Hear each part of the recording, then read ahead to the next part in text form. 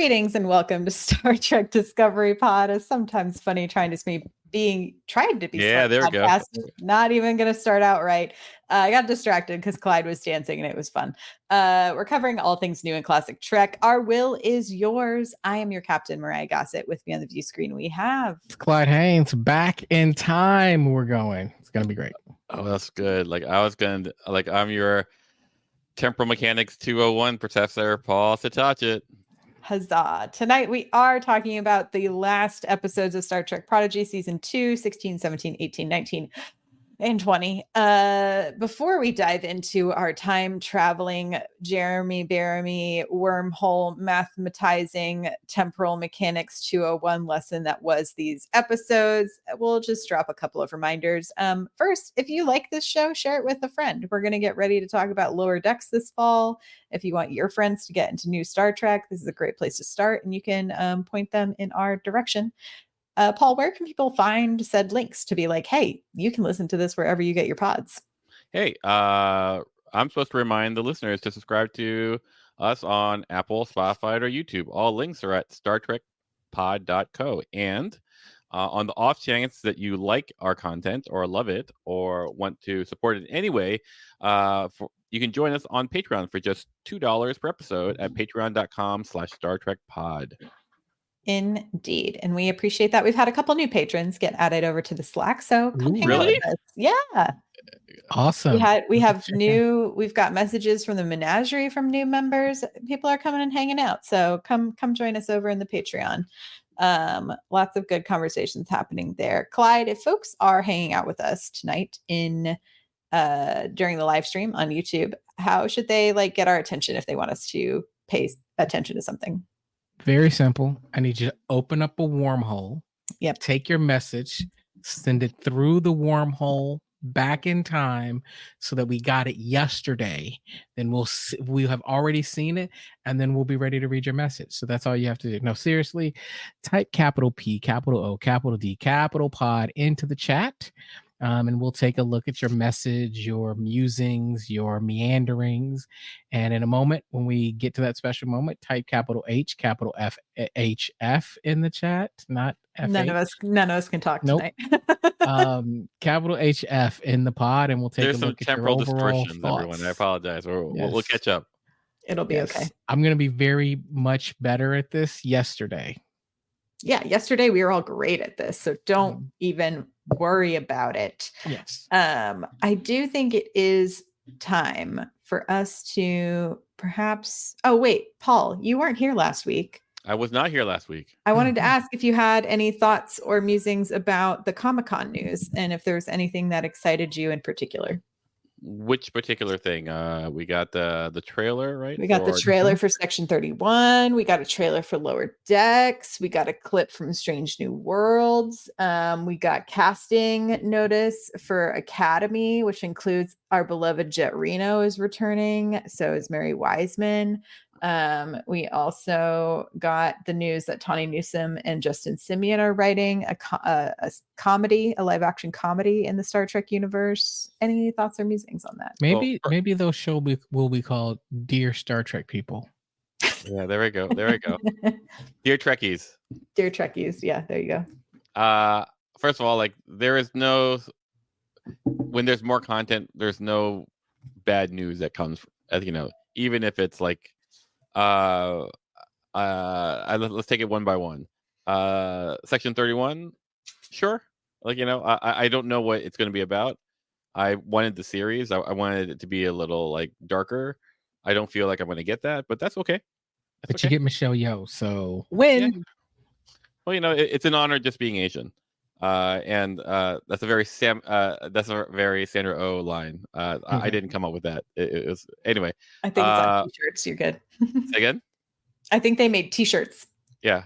As far as the Lower Decks, it makes me sad that it's ending.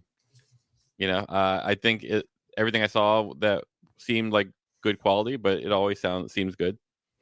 So as far as the clip, it's when everyone turns into a Vulcan. Mm-hmm.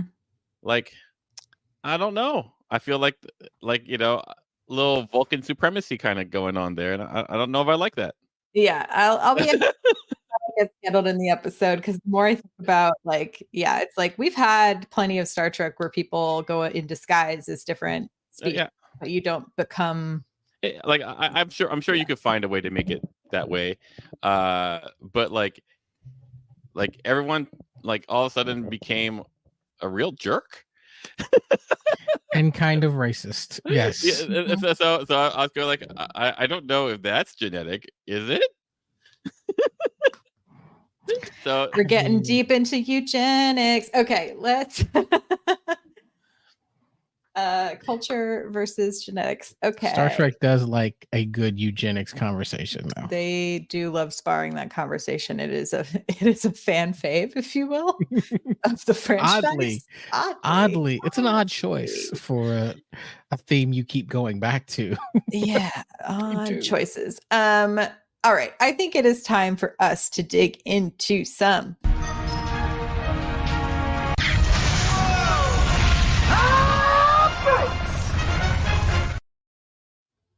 It's time for some hot breaks. hot breaks. What did y'all think about our last couple episodes here of Star Trek Prodigy season 2?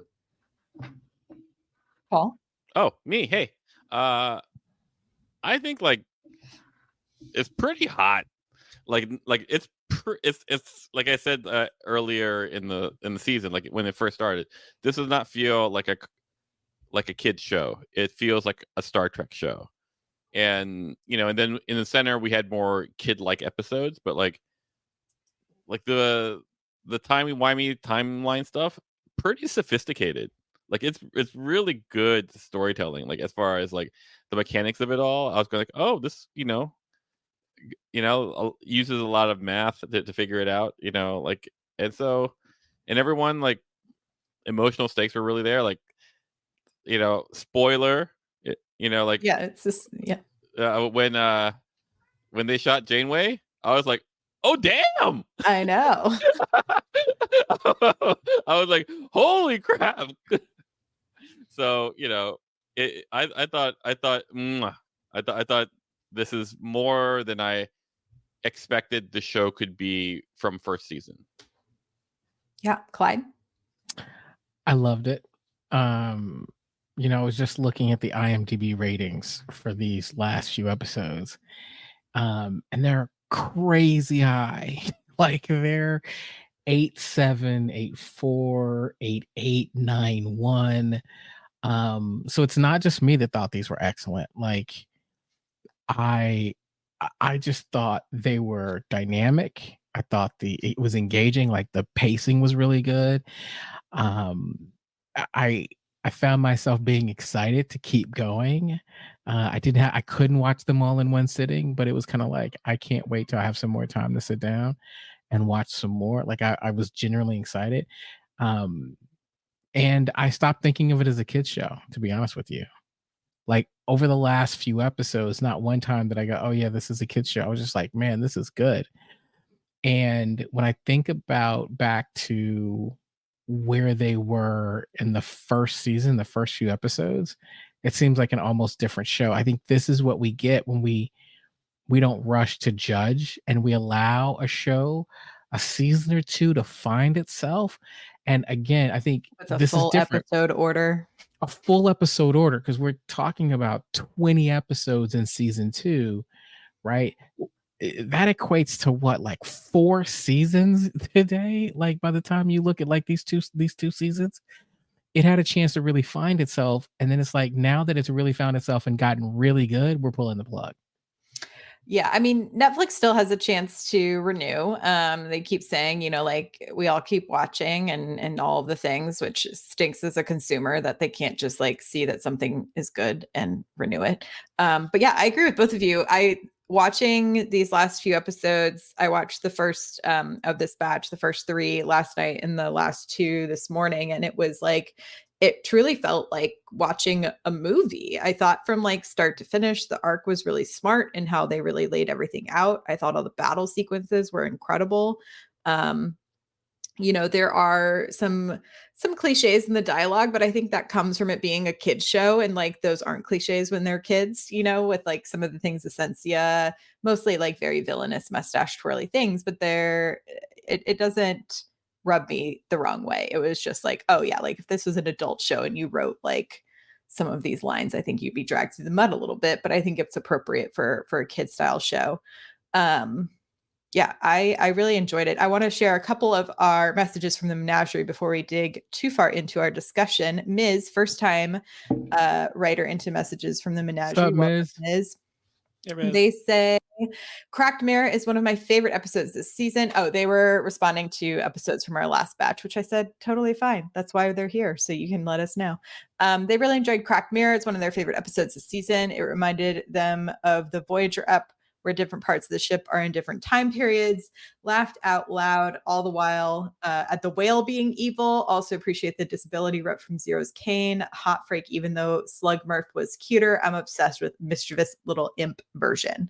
Karen shares Ascension Part 2. Very exciting. Interesting that they could shed part of the Nova Flyers to complete the maneuver. When Zero appears in in their new body, Majel asks them, how do you feel? Just like Spock's mother programmed into the computer on voyage home. Dal seems to really be coming into his own this episode. Yeah, I really enjoyed this last run. Why don't we start with Ascension? We watched part 1 last week and part 2 this week. But Paul, since you weren't here last week, what do you think of our part 1, part 2 sort of? I think of it almost as our pre-finale sort of preparation before we run into these last couple of episodes. Well, this is where they revealed Wesley Crusher, right? At the end of part 1. Yeah. So good. It was a great way to be like, oh, this is why this character was here the whole time. Yeah, exactly. I'll go like, oh wow, it's. It wasn't just like a fan service, yeah. like service. Hello, here I am for my cameo. So I was like, yeah, like I liked everything, except the weapon that is like like killing Voyager, right? Like that with the making everything age, yeah. Because you could just put some. They drained the shield. They could just like torpedo that and boom, it's gone. But I imagine it's there for other. Like if you were to make a battleship kind of thing, why would you use that thing? But that's a real nitpicky note.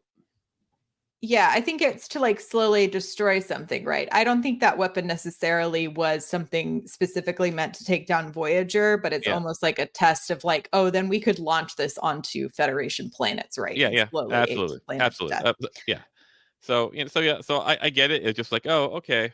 But aside from that, I thought like ultimately these last 5 episodes, I think are very good for Dal. Because like because like in the end, like like throughout the most of the show, like everyone has like a specialty that like you go like, oh, here is this thing where this person is good at. And even like Gwen tends to be a better leader than because she's not as impulsive.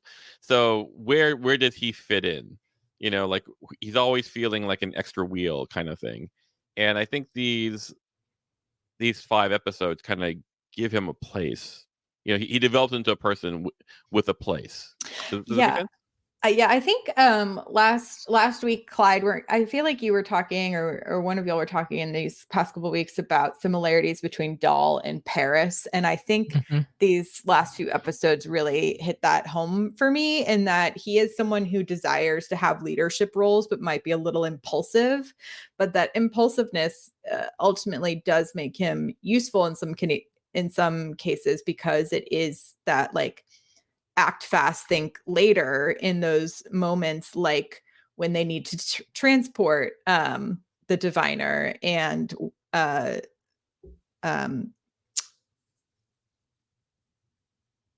Wesley. I was like, I kept wanting to say Will Wheaton, and I was like, that's not the character's name.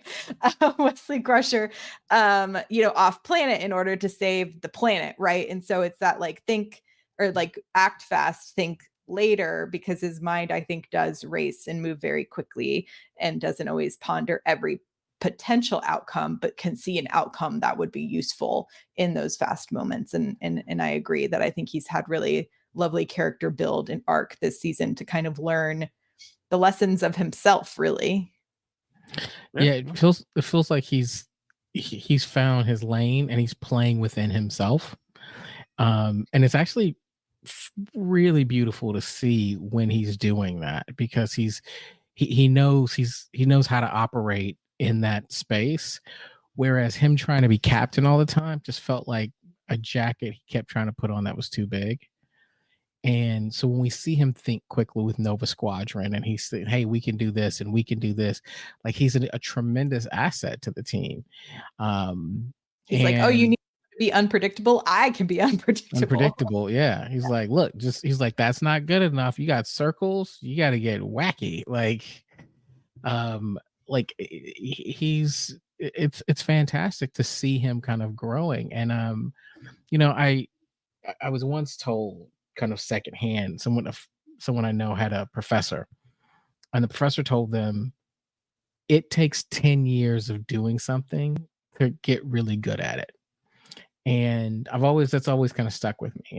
And I think that when I look at Dahl, I go, I don't know about 10 years, but it feels like it's taken him 25, 30 episodes for him to really get good. Mm-hmm. And, we were talking earlier about like full orders, and I'm like, I don't know that this is going to hold, but I feel like TV shows, you get to that like episode number 30, it finds itself and it has a potential to be really, really good. I say that, and I was reading earlier some comments about how everybody is a little mixed on The Bear season 3. So maybe that doesn't always hold. But I think that Dahl in particular found himself somewhere around episode like 2025, like really like got this. And I think that was probably around, what is it, the Chakotay diving into the well episode? Yeah, yep, exactly. That was where you go like, oh, there you go. There you go. There you go. That's where he's gonna become. Mm-hmm. Yeah, that well was diver. I think that was like a tribble called Quest. So that would have been right around episode 33. Mm-hmm. Yeah, or the last flight of the Protostar, which would have been around 32. So so right around episode 30, I feel like Dahl is starting to really find himself. So I've loved his journey this season. I was struggling last season, but this season he's been amazing. Yeah, I agree. I think they set him up well in season 1 with him essentially like on this journey to try to find his identity, right? Because he was like, I don't know anyone else like me. I don't know where I come from and all of these things. And so I think, there's so much. I was recently listening to an interview with a psychologist who was talking about for trauma survivors, a big thing is a big part of the healing journey is knowing your story and being able to articulate your story. And so I think for Dahl, smartly, they use season 1 for him to figure out his backstory and where he came from. So then this season, he can actually figure out where he's going. And I thought they did a really beautiful job with that. In Brink, I wanted to talk about, I really enjoyed the ensemble dynamics this season, specifically about how, like, to your point, Clyde, everyone kind of has their corner carved out.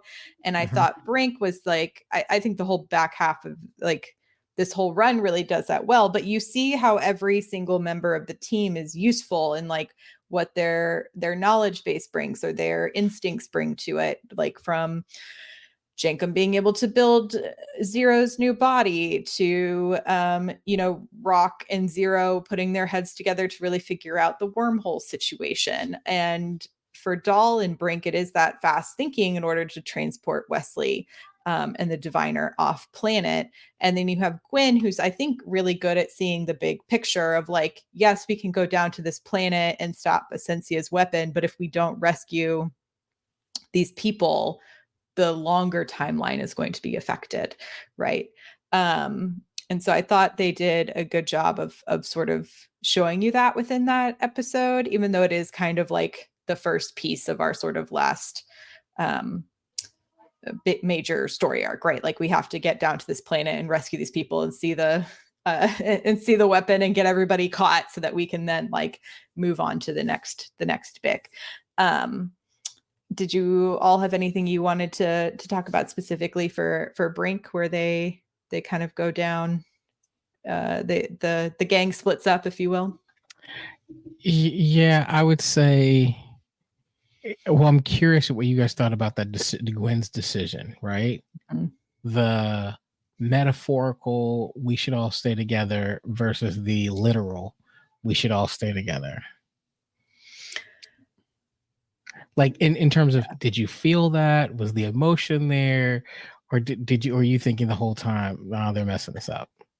I wasn't on train like they're messing this up, because they were working together, and that was like I thought the point. So I thought it was like a funny, very kid-like twist to then talk about the difference between like I literally meant this versus metaphorically meant this, in that regard. And I will say it's like funny with these, I think on Brink and like some of these episodes where we have to watch like the quote unquote the adults team up, even though I have nostalgia for these characters, like anytime we were with like the Voyager crew for too long, I was like, but what's happening to my kids? What's happening to the kids? I need to know what's going on. Like we've been gone for too long. Like for me, like because I'm such a jerk. Like it's like save the timeline or save my dad. I go, well, but what if you have to save your dad to save the timeline? But you don't know that. Like given the choice, I think I would have just saved the timeline. I wouldn't have split up. And so I have a hard time when people are in like these like really high stakes situations and they choose, well, I'm going to do both.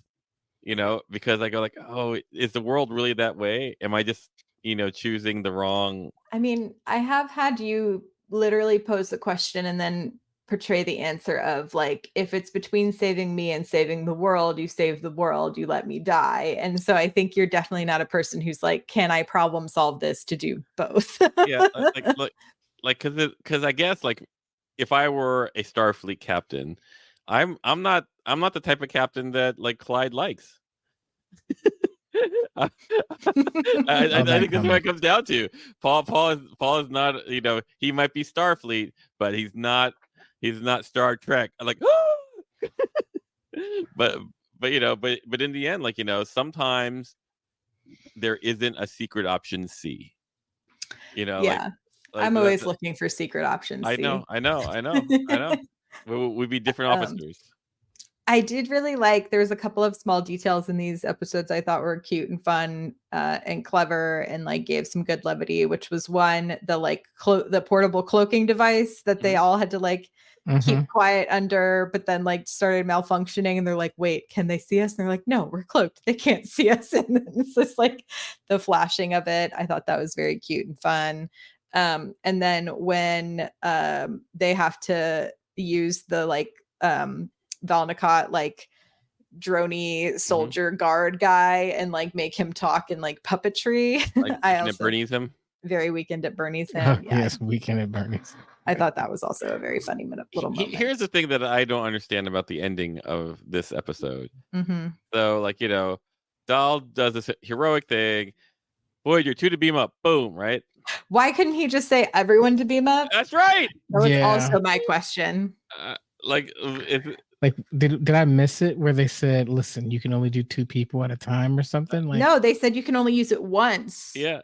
But that was the only rule. I would even have beamed up Essentia so that like you have her like, on the under like, there's it's straight to the brig. Like that's right. Like I mean, I might have been tempted to like say, like, get us out of here and then flash the middle finger while we were beaming out at Essentia. Like I might have been that. I might not have been thinking quite like Paul, like, hey, grab her too. I'd say like 9 to beam up. And well, I wonder if it's because they needed and 1 to the brig. They needed to get the technology scanned and they hadn't done that yet. The technology scan. Which technology scan? The big portal Oh. thing. Oh, the wormhole Yeah. thing. Yeah. But you'd have Essentia. I don't know. I'm just saying, like Yeah. there are a lot of ways, like and maybe it's because I'm old and Dal is young that he might not have the experience, the wisdom To be like, that is get us out of To here. say Which is- 9/2, I don't know about that. to be a class act Starfleet captain like myself, a no option C, what you call it, captain. Mhm. Anyway, I want to talk about the jailbreak episode, essentially, which I thought was like a very fun reversal from the rest of the show, where we're seeing, like, so far it's mostly been like the protostar crew getting other people out of things or getting themselves out of things, and we finally get to see sort of the adults come down and take in some action. And to your point, when I thought they shot Janeway, I was like, dang, is this how they're going to write? Like, this is how Janeway goes? Like, is this like how she goes into early retirement? It's because of this? Like, I was like, holy crap. I was like, I even thought, like, they bring in Janeway. I go, like, where's the doctor? Like, because they paired together. But like when they shot her, I was like, oh my God. This is like, it was just such a strong move. I was like, I was losing my mind. I gotta be honest. It's stuff like this. There's no way you're killing Janeway. well, she very clearly wasn't killed, but was very injured. Like, well, no, they shot Janeway. So, like, I thought, I thought I was gonna be disappointed. I thought they would get Janeway, they'd give her enough medical attention just in time, and she'd be fine.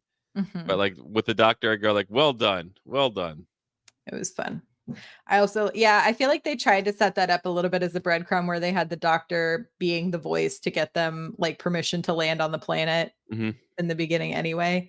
I will say I'm not a blank, I'm a doctor joke. I was like, I don't need it again, guys. I got it. You did it. I mean, it's not a great, if I'm being honest, it's not a great joke. To me, it's also a McCoy joke. It is. So like Kelvin universe, what is it? Urban, Keith Urban. Yeah. No, Keith it's Carl Urban. Urban. It's Carl. Carl. I was going to say Keith. I'm pretty sure it's not. That's Keith. a country singer. Yep. Yes. I'm like, I did grow up in Texas. I'm pretty positive it's not Keith. The Prince of Rohan. Yes. Carl or Urban. When he said it, like, I was like, nicely done. When Robert Picardo said it, I was like, why do they keep making him say this? Right. Well, because Carl Urban's also playing McCoy. Anyway, I was just like, it's not your character's line. Anyway, it's fine. It was fine the first time. And then the second, like this episode, I was like, we've already heard the joke. I'm done. I really liked the reveal of the loom as the creature that they'd have to fight. I thought that was a really cool twist. I did wish we got, and I know it's like they're moving so fast, but I was very interested in like, I'm super interested in the Valnicott's history. I'd love if they did like a comic book of it, because I'm like, oh, if this is like a ruin that they're now using as like a prison, like what was ruined? What was this before? What part of society was there that was destructed here? I was super interested in that. But I thought they did a good job of like, it felt very like ancient Rome Colosseum, the warriors hiding from the lion kind of vibes. And then as Jenkum said, Janeway's percussive maintenance to just blow a hole through the side of it. I thought worked well. Yeah, that's all super good. What did you think about the idea of like the loom essentially like needing to be around its other loomies? Like it was lonely and sad. I kind of felt like I think one of the things that I really liked about this was there was the veil, like Essentia had technology to hold Wesley and hold the loom. And I go like, and it really works in the sense of the world building of the Valnicott. like it's like they're old and they're new at the same time. Mhm. And so there's like there are a lot of movies that don't pull this off, Mhm. where like, and I go like, this world building is really top notch. And so like, Yeah. so it comes up with a collar, and I go like, oh, I believe that, like, despite the fact, they're I believe that they have a way of restraining the loom. Yeah, because essentially it's like once you figured out how to do it to Wesley, you could then do it to the loom because they're both time creatures, for lack of a Time, better space, thought creatures. word. Mm-hmm. A couple thoughts here that are kind of conflicting. One, I couldn't quite figure out how they got the thing on the loom, because it's like, how did you get close enough to Thought. You actually launch do it. Yeah. No, you got thought. You got Wesley thought.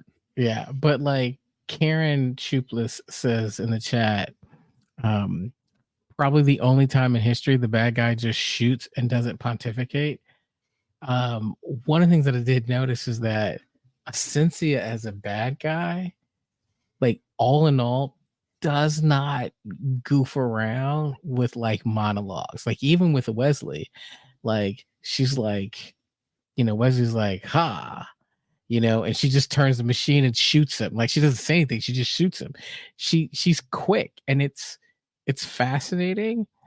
So on one hand, I'm like, man, this is really good. On the other hand, I was thinking like, man, they do have this incredible technology. Is this like Val Nakot technology? Did she get this from somewhere? Like, So they took all of the tech that was in that giant pyramid. So that's all Wesley's tech. oh, Yeah. that makes That they're a lot then of like, sense. because there's that whole scene with the scientists being like, it's too much, like we can't hold this power, essentially, like it's too much. And then she's just like, I don't care if it's too much, and she like cranks it up to an 11, and then it opens a wormhole. And I think that's when the loom probably comes in and she secures her loom, would be my guess.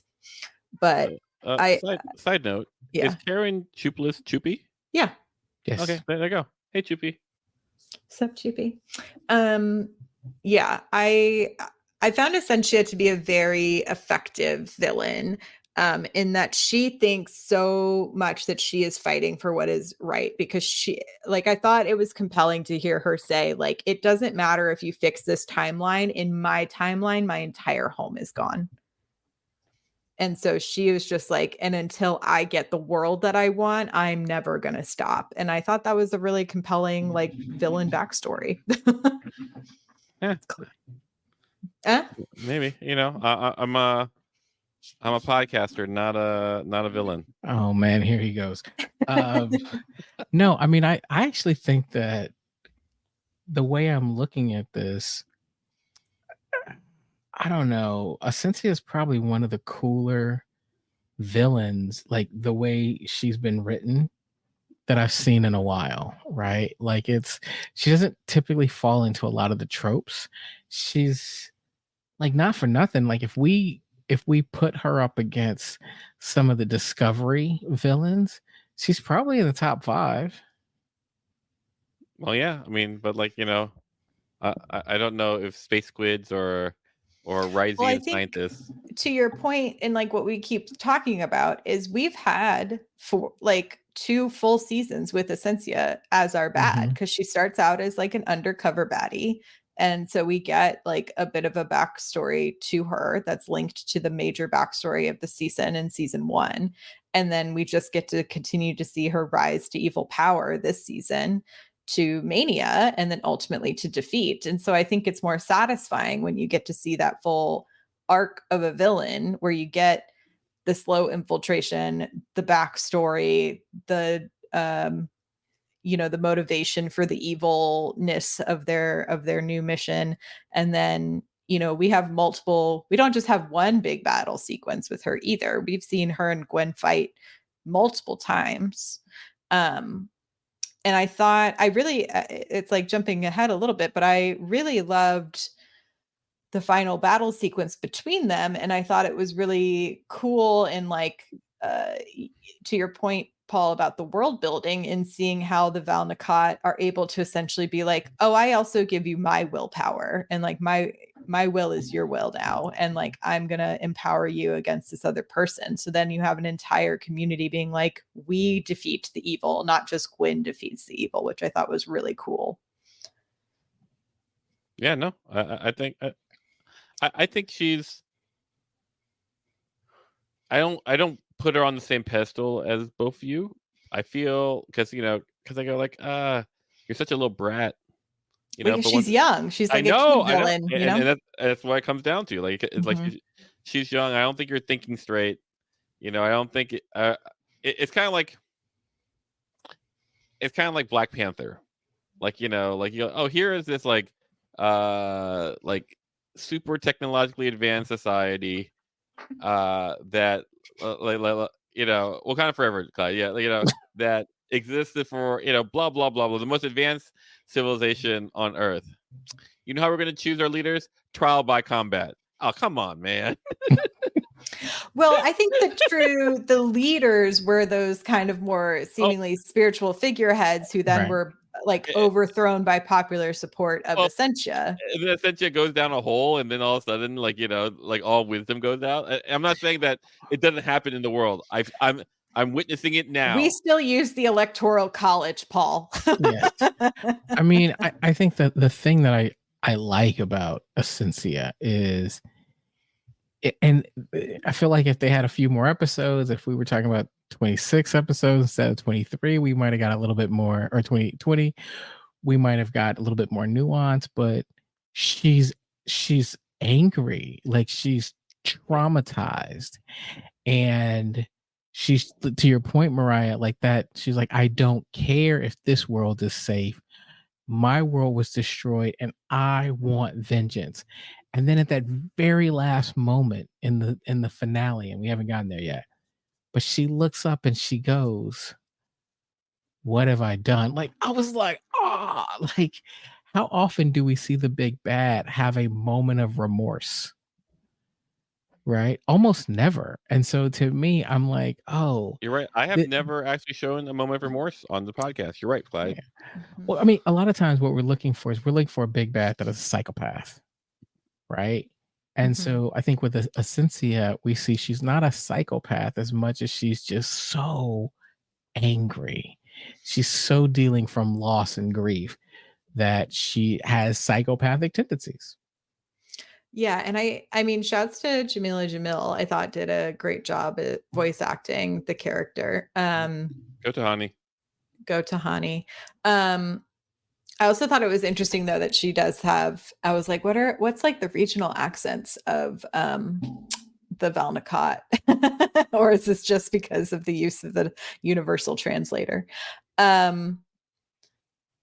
I wanted to, yeah, I guess it's time to jump into our two-parter finale, but anything to talk about prior to jumping into kind of our parts 1 and part 2 here of Ouroboros? No, I think it ends the way that I thought it would end, right? I think so yeah, I think ultimately it's fitting. Like it lands the ship well. Where like sometimes Star Trek, not this show per se, but like sometimes some Star Trek shows don't land the season as well as I would like. This is not a problem. Yeah, I thought I'm going to just talk about them together for these last 2 episodes, but I thought they did a smart combination of because it has to do with time, utilizing flashbacks, flash forwards, and like the current setup to be like, oh yeah, everything we've done up to this point had a purpose, right?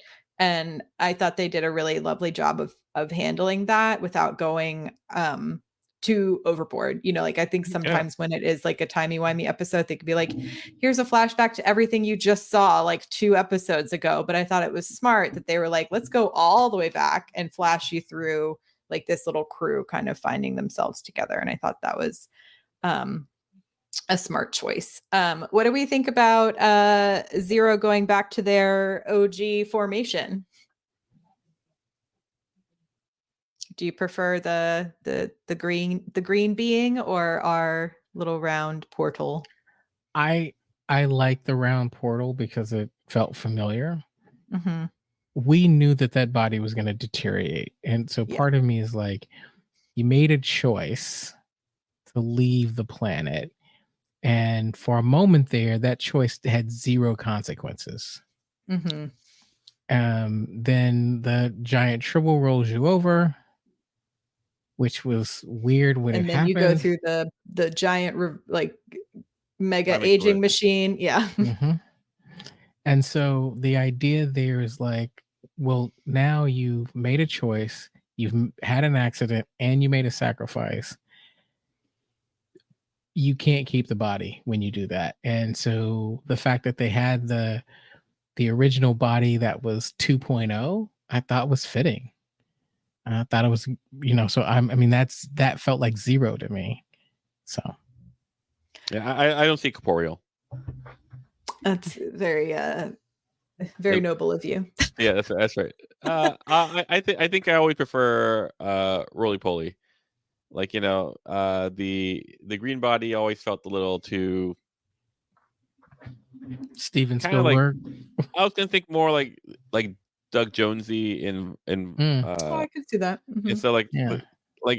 it works great with Doug with his wavy arms, kind of this, but like I've seen that already. Like, get your own shtick.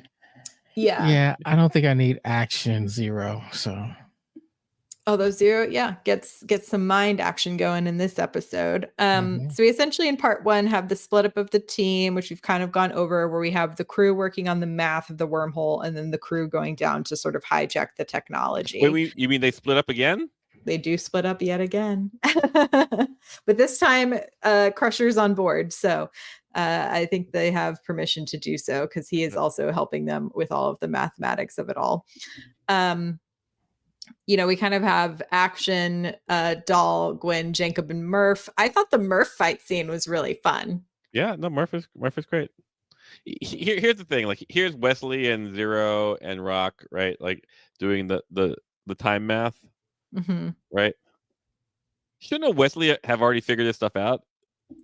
Well, he doesn't have his special timey powers because his Well, what brain do you is mean? hurt. Like, but before, like, if he got himself captured, Well, he said because they split up, he now doesn't know the future.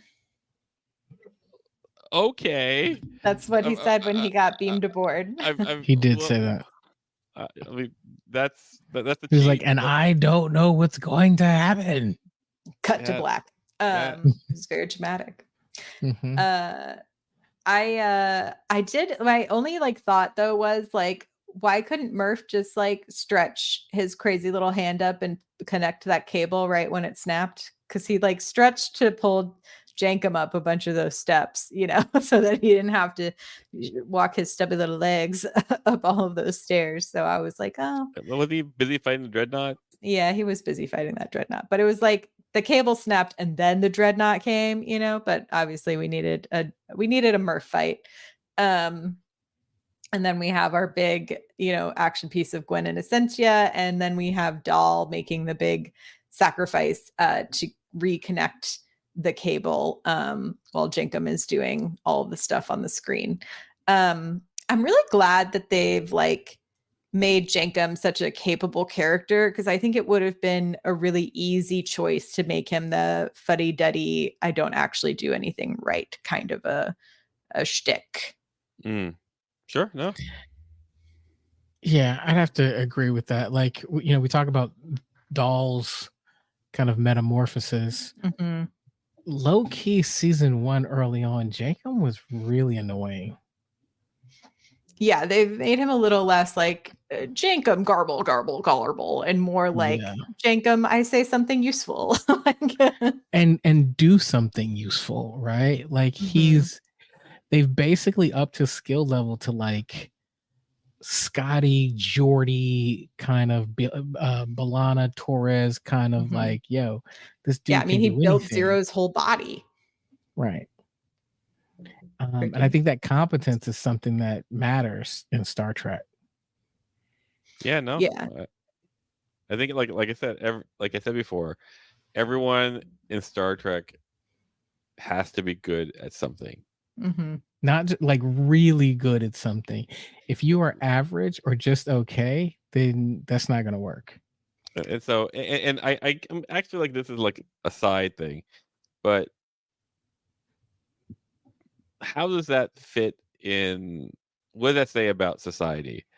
Like that you have to, for you to be main character, you have to be good at something. Is that what we want to teach, or do we want to teach intrinsic worth? But I think you find your value by understanding your intrinsic worth. Maybe, but not. But like, if you're watching the show, and this is a kid show, so it's teaching kids. Like everyone, like I say it this way: even Doll eventually found a purpose, and that's Wingman. Yeah, but I think it's Star Trek has always been aspirational, and so I think it is the kid version of aspiration. Oh no, like I agree with it.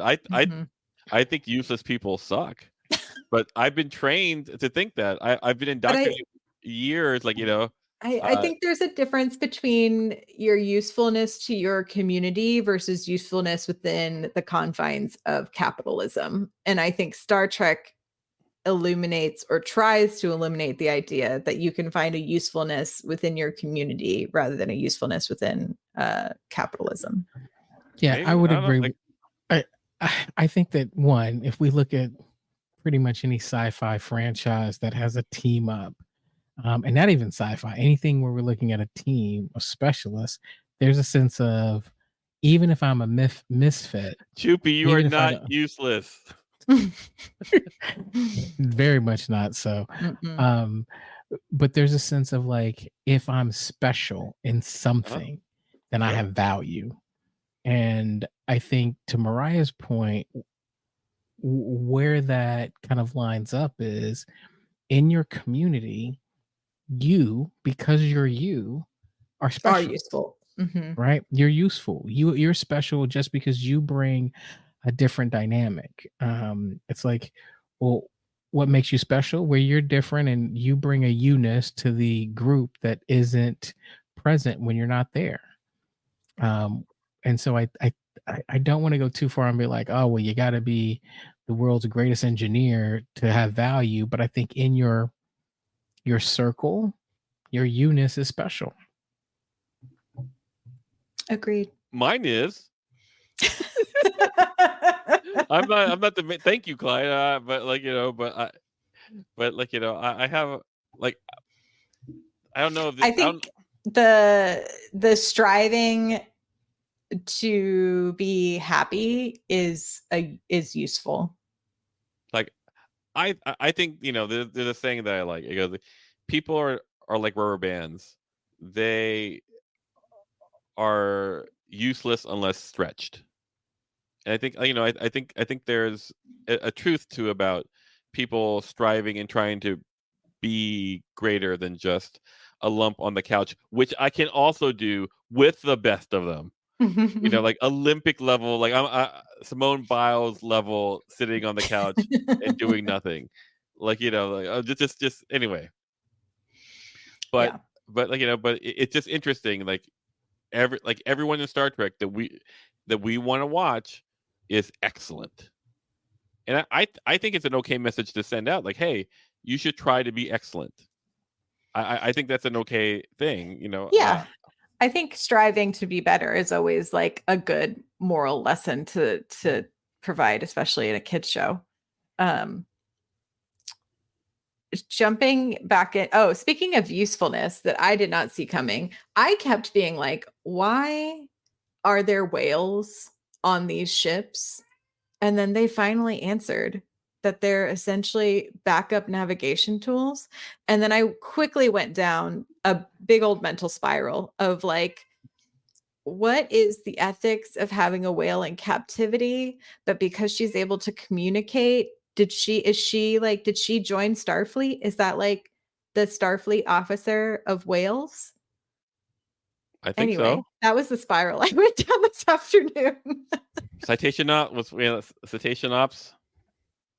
Yeah, Like, but because like look- to me in the beginning, I always thought cetacean ops was just like, oh, we're studying what happens to like whales if they're in space. oh, I assume that they were what you call it. They were crews. They were crew. And then, but now it makes so much more sense why on lower decks they are in uniform Yeah, because no, they're crew. no. Yeah.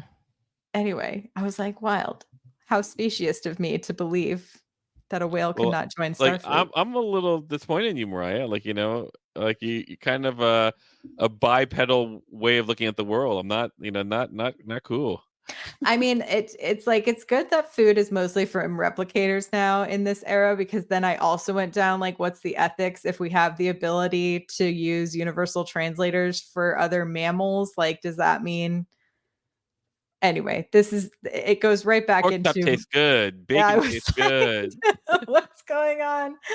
I was like, oh no, am I gonna Like, on lower decks, there's a porcine ops and a bovine ops.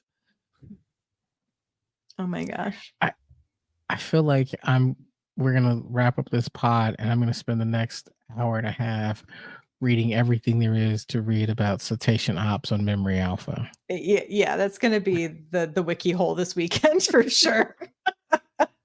But I thought that was so cool to like see how we work Whale with pilot. cetacean. Yeah, whale pilot. It was cool. Like her interface was dope. And I thought that was such a cool way to show the usefulness of cetacean ops. And then they get through the wormhole and like they fix the timeline and huzzah, and then we all of a sudden get a backdoor connection to Picard, which I was not expecting. What did Yeah, you think of the big Picard like? I thought that was like it was nice for the Star Trek people, but like if you're a kid show and it goes, yeah, we just saved the timeline, the universal, bam, synth revolt and Mars. And now it's Clone Wars. Mhm. I was kind of like, whoa, that's kind of heavy, and it's only Mhm. 10 minutes left of the show. Yeah, but what's super fascinating about that is that when we talked about Picard, one of the things that we talked about was you had this whole thing that was referenced, but we didn't have enough information about what happened. Mhm. So if you get a season 3 of You essentially have the constant B or C plot being whatever's happening with the synth war. yeah, and you can fill in that, right? It's like we there's get to no know synth about war, that. right? Like the synths go rogue. They set Mars on fire. Like it's still like atmosphere is still on fire, and like synth are banned. I think what's interesting though that I thought was like really super slick is like, oh, this is why the Federation can't really help the Romulans Mhm. because a lot of the fleet was destroyed by the by the Mm. construct. I thought that was like a really slick way of combining the two. So when you look at Picard in retrospect, you're like, Mhm. oh, it's hot. Yeah, because the fleet was destroyed by the synth revolt. That it wasn't the No. But the reason why you needed new ships was because of the the construct construct. beat up a lot of Starfleet, Mhm. and then so they put the synths on on around the clock to build in the Utopia Planitia. That's the Mars one, right? Mhm. And then all of a sudden like they lose that shipyard because the synths burn down the burn down the planet. That's what was really I thought it was a really slick way of doing that. Yeah, I thought it was a really like to your point, a very smart and very slick way to like explain all of that and to connect all of the timelines to be Mhm. like, no, this isn't a fish show. This isn't just some kid side This project. is canon, baby. It's canon, baby. Karen brings up a cool point. If they got a season 3, they could technically bring in the Agnes Borg if they wanted to, as someone they run into on the new Protostar. But I liked seeing everyone's cool new little uniforms. I noticed even Murph had on a uniform. He's not just his little naked self anymore. There you go. And yeah, that they all became field commissioned ensigns. I did like that we also didn't have to lose Hollow Janeway every season. I'm glad that wasn't a reoccurring bit. Yes. Thank you for and that that. they essentially loaded her onto the new ship. I thought that was a cool way to do that. And yes, we get Wesley meeting Jack. We get little baby Coos, and they have them meet in London to help explain the British accent. Did you notice that? I did not notice that, but I Yeah. did not. I love it. Can I take a dark turn here for just a moment? I'll take that dark turn, Clyde. Take the corridor. The moment where hologram Janeway realizes that she's been saved. There's this moment between her and Chakotay where they're like, we've been through a lot. And I realize that Chakotay and hologram Janeway were alone for 10 years. For 10 years. Yeah. And it suddenly I realize what that might mean and how weird that might be. Whoa.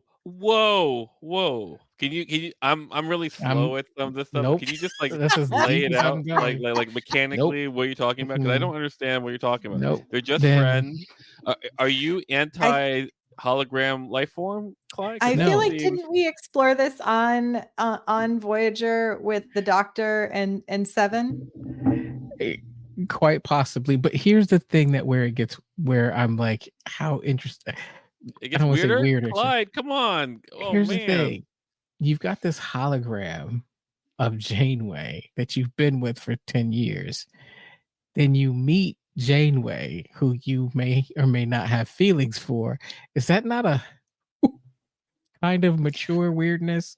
What goes on in that mind of yours, Clyde? Demotion. I mean, but I'm sure it probably impacted how Chakotay was feeling when seeing actual Janeway, Admiral Janeway. It's got to. It has to. Like you're like, oh, I've only been able to interact with a computer version of you. So now you are the only person I've interacted with for 10 years besides these kids. And like now I'm seeing you in person. You had your first officer. And then for a while. And then you killed him so you could hang out with the hologram by yourself. Is that what you're thinking, Clyde? Is that what you think? That's the dark side. Like, oh, it wasn't Birdman. Birdman didn't go off by himself. He was ordered to. No. Suicide mission. So like, oh, Clyde, come on. This is not okay. Kids show. I feel bad for bringing it up, but it's out there now. I mean, I just saw the look between them, and I'm like, "Whoa, okay." And then it hit me with This seems like fanfic right now. I think someone. It's a hollow novel I'm not writing. That's right. I was gonna say I wanted to bring up. I thought a smart way for them to leave some other doors open for other series is that all of the timey-wimey tech from Solom, I don't know if you noticed, was all packed up in crates destined to the Daystrom Institute, which means Peanut Hamper has access to all of that technology. Peanut Hamper is a result of that technology. Probably. Yep. Timey-wimey. The timey-wimey stuff. Perhaps it shall come back. Choopy. He's not the only one. Wow. Y'all, the shipping of Janeway and Chakotay on Twitter at least has been intense. Wow. Okay. Well, there we go. I guess I'm the only one here who thinks that like a guy and a hologram can just be friends. Whew. I mean, I think they can just be friends. For 10 years. Could. First of all, we've all said that there was a possibility that the real prime Janeway and Chakotay had maybe there was a little bit of chemistry on Voyager. Mm-hmm. So you're telling me that if you had some maybe I think he would have been a slightly less curmudgeon-y guy if you know. Maybe there was an occasional. I mean, I wonder. Discharge. Is that what you're saying? Weird fast. Is that what you're saying, Myrriah? I do wonder, though. No, he's trying to conserve power, so maybe he's being responsible. That's right. Like I'm sorry I brought it up. This was your doing, Clyde. You I know. did this. I am responsible. Love it. Love Okay. it. Anyway, I thought they really also wrapped up the show in a nice way that if this is where the show ends, we're not left with a bunch of questions of what happens to our characters. We can imagine the adventures for ourselves. But I hope they get a third season because I thought they did a great job of setting up Yeah. If a this great is the end, I wouldn't say good job, writers Yeah. and artists and everyone involved, everyone who worked on it. It's a because beautiful show. Yeah. this is a great show, and like we're big fans of Lower Decks, as everyone knows, but this is like this is Star Trek that is like more, it's closer to like live action Star Trek than Mhm. we'd ever expected. I think I don't want to speak for us. 100%. Yeah. I think they did a really lovely job of threading that needle in a really smart Mhm. way. And I would really love to watch a third season Yeah. if they get it.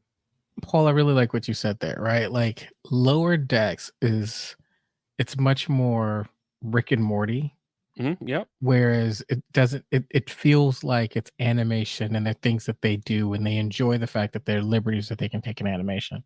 Yeah. But Prodigy, with the exception that you have a large rock being and a gibberish speaking blob being. I did not know you were anti-rock too, Clyde. I'm You not. are a lot. Listen, You're anti a lot of things and making me a little uncomfortable.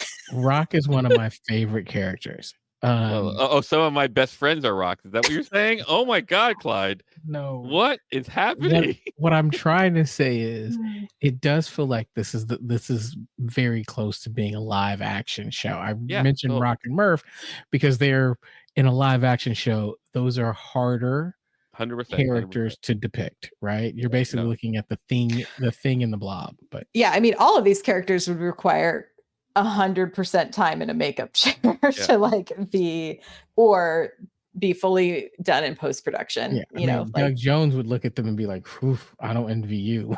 Yeah, 100%. But yeah, anything else to say about the season, y'all? I mean,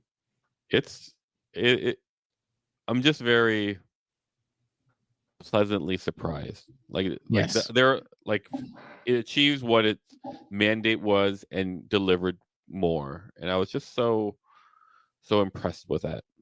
They did a good job. I'm Agreed. I'm with you, Paul. I can't say no notes, but my notes are great time. Yeah. I'll say this: I didn't expect it. Yeah. I don't want to say my expectations were low. No, but they were. We were here. They weren't this high. I'm just saying, they 100%. weren't this high. They shot through any expectations, any hopes that I had for this show. They exceeded all of those. This was well done.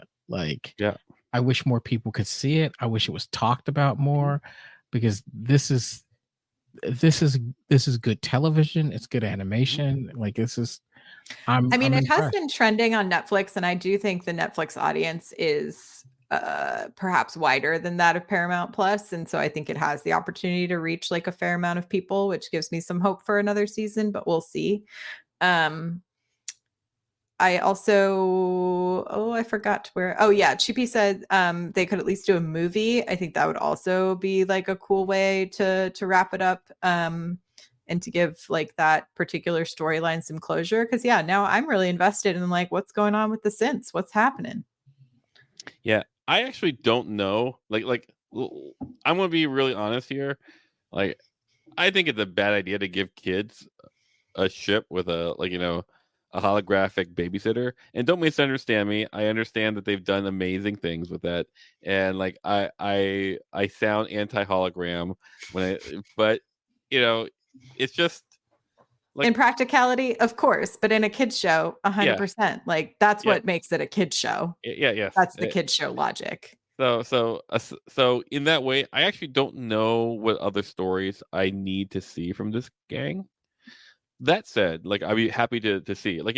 I think one of the things, this show reminds me of Hacks, whereas in season 2 it landed so perfectly, and then I was told a season 3 was coming out. I go how are you going to make a season 3?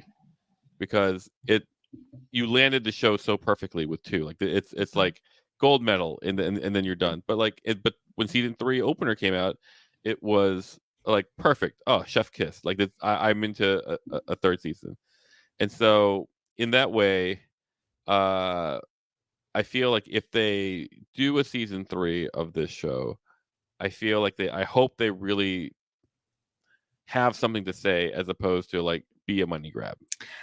Yeah, I would assume like they probably, I don't know like what the showrunners like came in with their pitch, but I think one of the reasons like I've heard specifically for Hacks lands as well as it does was they went in and they pitched the entirety of the show. They said this is where it starts and this is where it ends and this is where we're gonna, stop and start each season. And I think that is a smart way to approach if you know for sure how you want to encapsulate like a full story, right? Like if you have that vision to be able to do that, I think it can be really satisfying. So this is where they end it with Deborah Vance getting assassinated, right? I don't know where they end it. I'm fascinated and excited to see. Yeah, if y'all haven't watched Hacks, it's good. If you're looking for something to watch after Prodigy, it's basically Prodigy. It's Prodigy in Las Vegas. Anything else to say, y'all? I think we've overstayed our welcome. Yeah, it was a good time. Thank you, everybody. We'll figure out what we're going to do in the in-between time. We'll be taking next week off, but we'll be back with some more Star Trek content before we get Lower Decks this fall. You can find us over on the Hellscape, that is X. We're also available at StarTrekPod.co as well as our Patreon. Come hang out with us in the Slack. That's really where we're hanging out. We're not so much on X as much anymore. Thank you, Karen, for helping us run said crazy X account. We appreciate you. We will see you all next time. Live long and prosper, y'all. Bye-bye. Bye-bye.